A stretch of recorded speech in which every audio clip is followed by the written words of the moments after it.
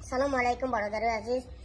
هزار رحمت کلام برای پذیرشتون، برای گپای نازنستنتون، برای دستگیریتون. ما یک چیز میگم. 3 سال پیش اکای بیروز کی میشنو؟ 3 سال پیش اکای بیروز چیکار میکردن؟ برای چی من ای خودی یک قشلق رفته آوردن؟ برای کی پولشون میدونن که ای ما پول کار میکنن، میدونستن که ای ما میخرن. هزار رحمت کلام برای آواره دستگیری کردنتون. نه که شما وقتی که من آواره بدین انا هنقه بدین. حاضر ای پشت من چیزی من خوردن حق من خوردن انا هنقه شده رفتین. ما چی؟ ما موندم. ماشیناتون علی شد. ای پشت من رستوران شده. دیگه کارو کنیم. پدر و مادر ما در دنیا یک قشلاق زندگی کرده. ما هولیم کارم همه استادگیه. نه که شما کلان